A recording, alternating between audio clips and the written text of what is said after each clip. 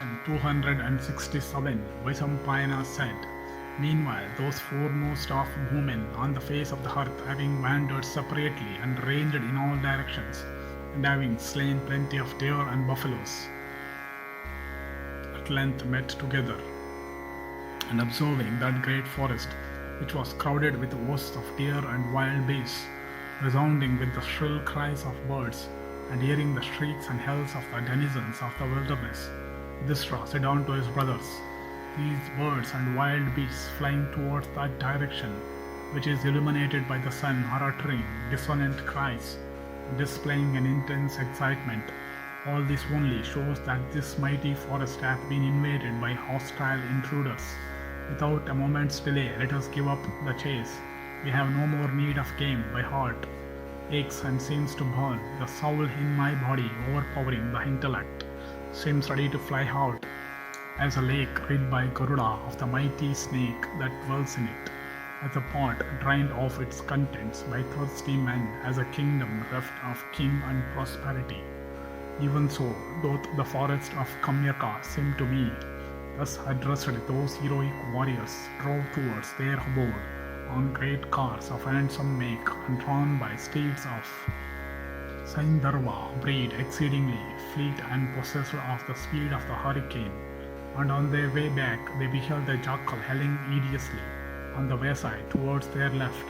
And King Yudhishthira, regarding it attentively, said unto Bhima and Dhananjaya, This jackal that belongs to a very inferior species of animals, speaking to our left, speaketh a language which plainly indicates that the sinful Kurus, disregarding us, have commenced and oppress us by resorting to violence.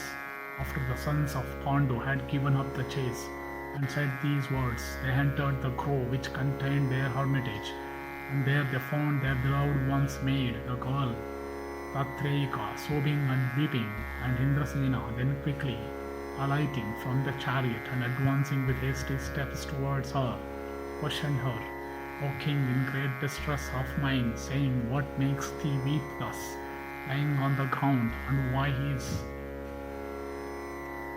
thy face so woe-begone and colourless? I hope no cruel wretches have done any harm to the Princess Draupadi, possessed of incomparable beauty and large eyes, and who is the second self of every one of those bulls of the Kuru race. So anxious hath been Dharma's son, that if the princess had entered the bowels of the earth, or hath soared to heaven, or dived into the bottom of the ocean, he and his brothers will go thither in pursuit of her. Who could that fool be that would carry away that priceless jewel belonging to the mighty and ever victorious sons of Pandu, those grinders of foes, and which is dear unto them as their own lives? I don't know who the person could be that would think of carrying away that princess who had such powerful protectors, and who is even like a walking embodiment of the hearts of the sons of Pandu, piercing whose breasts will terrible shafts stick to the ground today. Do not weep for her, O timid girl, for know thou that Krishna will come back this very day, and the sons of Pritha, having slain their foes, will again be united with Agnaseni. Thus addressed by him, Tatrayika, wiping her beautiful face, replied unto Indrasena, the charioteer, saying, Disregarding the 5 Indra-like signs of Pandu, Jayadratha hath carried away Krishna by force. The track pursued by him hath not yet disappeared, for the broken branches of trees have not yet faded. Therefore turn your cars and follow her quickly, for the princess cannot have gone far by this time. Ye warriors, possessed of the prowess of Indra, putting on your costly bows of handsome make, and taking up your costly bows and quivers, speed ye in pursuit of her, lest overpowered by threats or violence, and losing her sense and the colour of her cheeks, she hears herself up to an undeserving light, even as one poureth forth from the sacrificial ladle the sanctified oblation on a heap of ashes. Oh, see that the clarified butter is not poured into an unigniting fire of paddy chaff, that a garland of flowers is not thrown away in a cemetery. Oh, take care that the soma juice of a sacrifice is not licked up by a dog, through the carelessness of the officiating priests.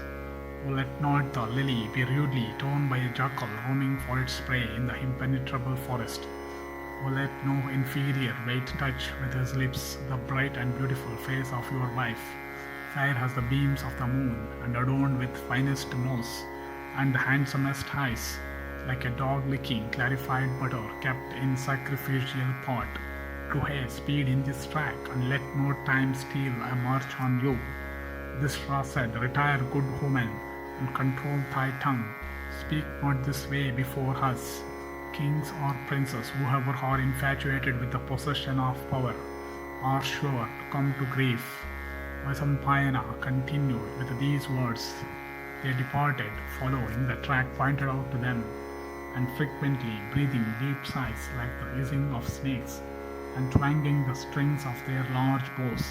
And then they observed a cloud of dust raised by the hoofs of the steeds belonging to Jayadratha's army, and they also saw Dhaumya in the midst of the ravishers' infantry, exhorting Bhima to quicken his steps. Then those princes, the sons of Pandu, with hearts undepressed, bade him of good cheer and said unto him, Do thou return cheerfully. And then they rushed towards that host with great fury, like hawks swooping down on their prey. And possessed of the prowess of Indra, they had been filled with fury at the insult offered to Draupadi. But at sight of Jayadratha and of their beloved wife seated on his car, their fury knew no bounds. And those mighty women, Bhima and Dhananjaya, and the twin brothers and the king, called out Jayadratha to stop. Upon which the enemy was so bewildered as to lose their knowledge of directions. Thus ends section 267 in the Draupadi-harana Parva of the Vana Parva.